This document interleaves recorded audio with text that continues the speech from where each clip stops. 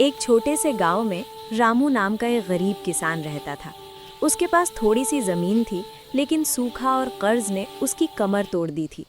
दिन रात मेहनत करने के बाद भी घर में खाने के लिए पूरा अनाज नहीं होता था। उसकी पत्नी सीता और छोटा बेटा मोहन अक्सर भूखे सो जाते थे।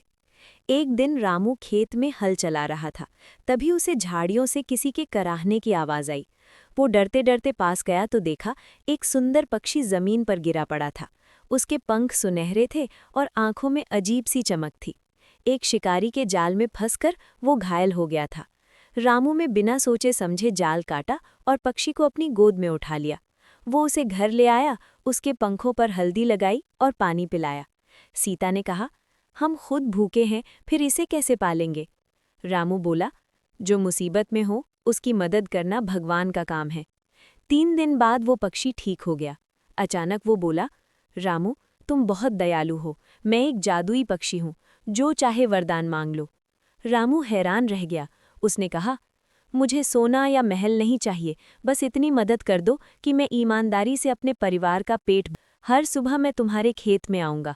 जहाँ मैं बैठूंगा वहाँ फसल दोगुनी उगेगी, लेकिन याद रखना, लालच मत करना। अगले दिन से चमत्कार होने लगा। जिस खेत में पहले सूखी मिट्टी थी, वहाँ हरी भरी फसल लहलहाने लगी। गांव वाले हैरान थे। रामू का जीवन बदल गया। अब उसके घर में अनाज था, खुशियां थीं।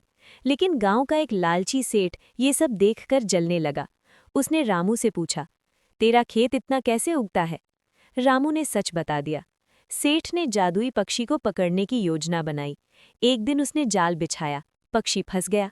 सेठ बोला, अब मैं राजा बनूंगा। पक्षी ने दुखी होकर कहा, तुम्हारा दिल लालच से भरा है।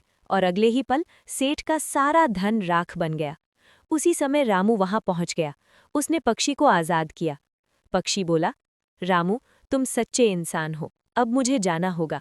रामू की आंखों में आंसू आ गए। पक्षी आसमान में उड़ गया और बोला, दयालु इंसान कभी गरीब नहीं होता। उस दिन के बाद रामू मेहनत और ईमानदारी से जीने लगा।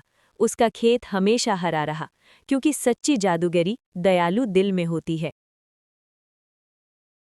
आज मैं बहुत अमीर बन जाऊंगा, सबका पैसा चोरी कर लूंगा। लॉकर में जाके पैसा चोरी करने लगा। पैसा और सोना, डायमंड सब चोरी कर लिया। हल्क पैसा लेके भाग रहा है और पीछे पुलिस आ रही है पकड़ने के लिए। रुक जाओ हल्क, नहीं तो मार देंगे। हल्क ने पुलिस ऑफिसर को उठाया और उसे पटक दिया। हल्क ने पुलिस को मारा, सबको मारा। हल्क सबको हराएगा, कोई नहीं बचा। मैं अमीर हो गया, बहुत पैसा चोरी कर लिया। दोस्त, अब लाइक सब्सक्राइबर कर दो।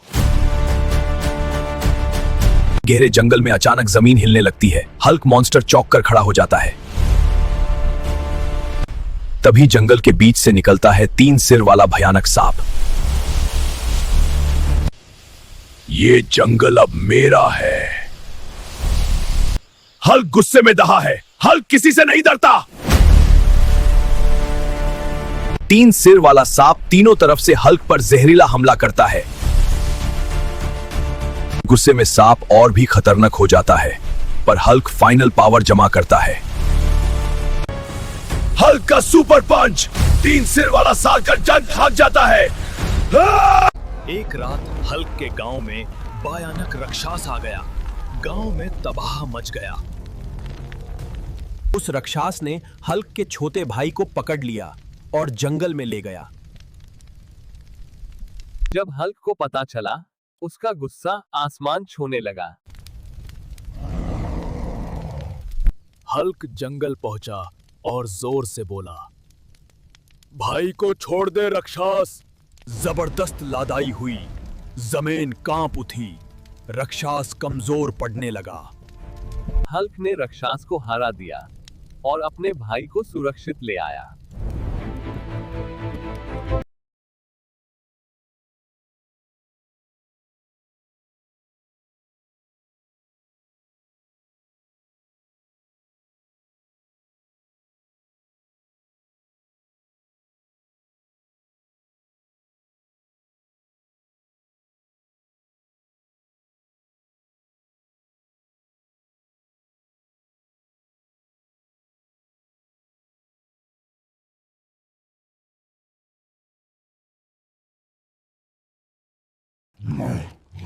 बस खाता रहता है, नालायक कहीं का।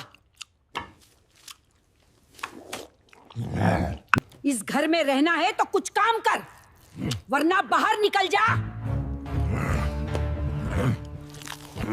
हल्क उदास होकर खाना छोड़ देता है। आंखों में आंसू होते हैं, पर वो कुछ बोले बिना उठकर चला जाता है। हल्क अपना सपना पूरा करने शहर से बाहर काम पर निकल पड़ा।